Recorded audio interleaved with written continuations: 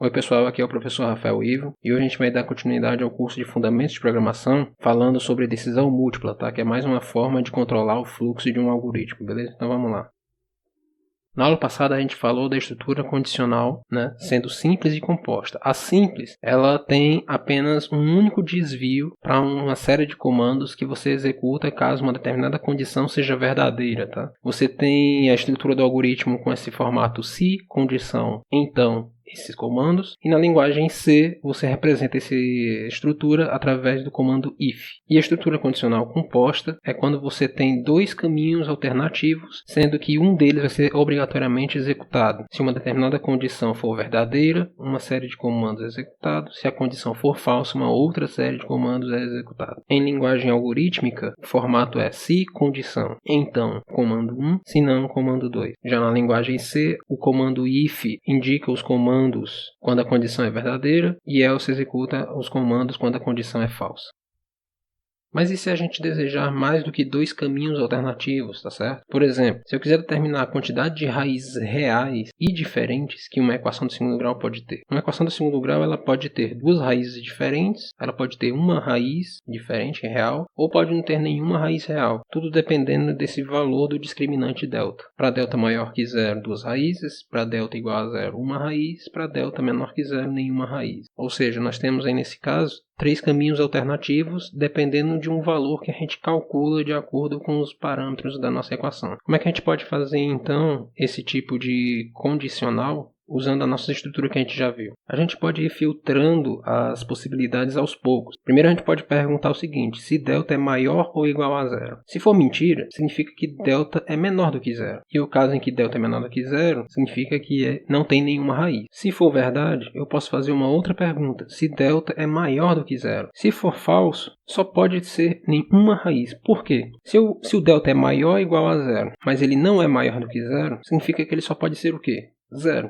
E se a delta é igual a zero, ele tem apenas uma única raiz. E no caso verdadeiro, delta maior que zero, a gente já viu que é o caso em que a equação tem duas raízes. O que isso mostra? Que a gente pode colocar outras estruturas condicionais nos caminhos alternativos de uma outra estrutura condicional, fazendo assim múltiplos caminhos. Em formato de algoritmo, a gente teria uma coisa mais ou menos assim. Se delta maior ou igual a zero, então entramos na estrutura condicional 2 agora, que é se delta maior que zero, escreve duas raízes. Se não, uma raiz. E aquele último se não é o se não do primeiro se de delta maior que zero, ou seja, vai entrar quando o delta for menor que zero e escreve nenhuma raiz. Note que se a gente escrever esse algoritmo em formato de C é muito similar, mas você tem que tomar um certo cuidado aqui, tá? Por quê? O else, ele sempre está acompanhado de um if. E nesse caso aqui, nós temos dois ifs e dois elses, a qual if pertence a cada else. Como regra, a linguagem C associa o comando else com um if mais próximo que não esteja acompanhado, tá? Ou seja, quando você vê esse else aqui, não teve nenhum else antes dele. Então ele vai se associar com o if mais próximo dele, que no caso é esse. Quando esse else aqui aparecer, ele vai tentar se associar com o if mais próximo, que é esse. Mas esse if já possui um else associado, então ele vai procurar outro if, então ele se associa com esse. Deu para perceber que essa estrutura condicional que a gente fez aqui é um pouco complicada de entender e de programar, mas não se preocupe que tem uma forma um pouco mais fácil de fazer isso.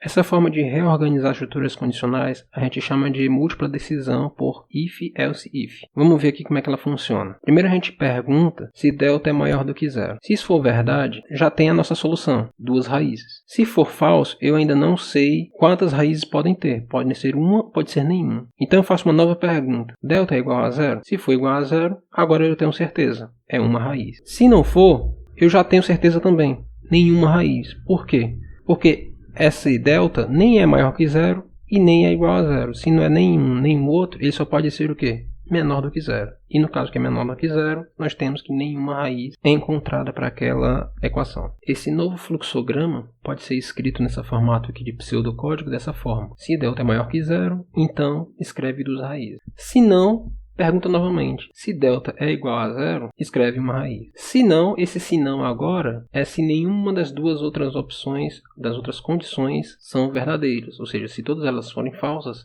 então ele vai fazer o quê? Escreve nenhuma raiz. Na linguagem C, a gente reescreve nosso código dessa forma, que é um pouco mais fácil de pensar e de programar. O legal dessa estrutura if, else, if é que você pode colocar quantas condições desejar apenas aninhando mais um if a um else. Segundo a regra de recuo que eu tinha colocado na aula passada, a gente ia ter que recuar o nosso código dessa forma e acabar ficando no formato de escada bem comprida. Por esse motivo a gente faz uma adaptação e recua o nosso código da seguinte forma: se condição comando 1 e no mesmo alinhamento que esse primeiro if, a gente coloca else if nova condição comando 2, else if nova condição comando 3, e assim vai até chegarmos ao último else. Esse último else é opcional, você pode colocar ou não colocá-lo. Se você não colocar, nenhuma ação é feita se todas as condições forem falsas, tá? Então vai passar por tudo isso sem executar nenhum.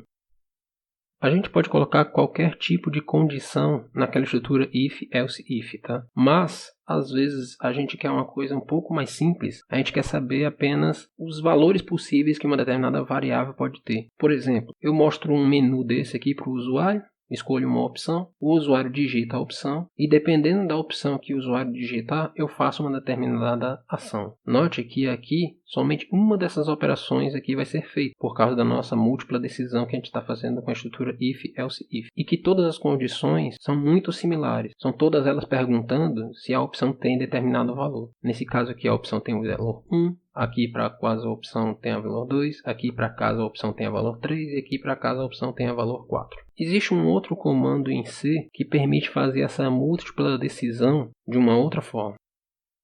Esse comando é o comando switch. Ele tem esse formato aqui. Você coloca a palavra reservada switch, entre parênteses você coloca uma determinada expressão ou uma variável, tanto faz, abre e fecha a chave e dentro você vai ter vários casos com a palavra reservada case. Essas constantes aqui são os possíveis valores que a variável pode possuir, essa expressão aqui possa resultar. Para cada valor desse, você diz a série de comandos. Aqui eu botei apenas um comando, mas podem ser vários, tá? Alguns detalhes desse comando switch são o seguinte. Primeiro que a expressão que você deve colocar ali, ou variável, ela deve ter valor inteiro ou caractere, tá? Você não pode colocar valores de ponto flutuante, por exemplo. Você não pode colocar variáveis aí nesses cases. Todos eles têm que ser valores constantes. Como eu já havia dito, podem ser vários comandos, não apenas um único. E ao final de cada caso, você tem que colocar essa palavra reservada chamada break. Ela impede que, se por acaso você começar a executar os comandos de um caso, ele pule para os outros, tá? Como assim? Por exemplo, se essa expressão tiver um valor que é igual a essa constante 2 e eu deixar simplesmente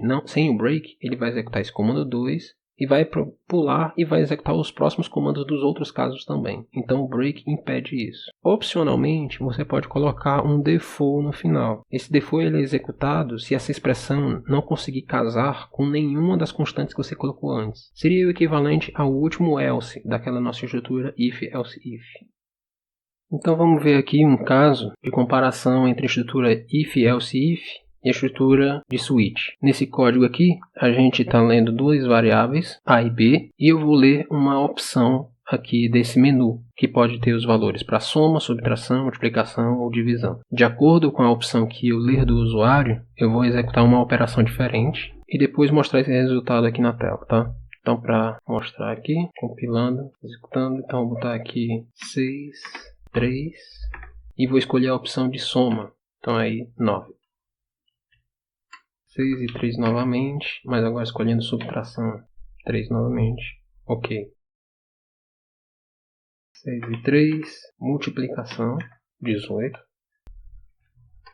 6 e 3, divisão, 2, ok. Certo, como eu disse, se a gente tiver uma estrutura if, else, if, em que as nossas condições são todas mais ou menos nesse formato, avaliando uma variável e sabendo se ela tem um determinado tipo de valor, a gente pode substituir isso daqui por comando switch.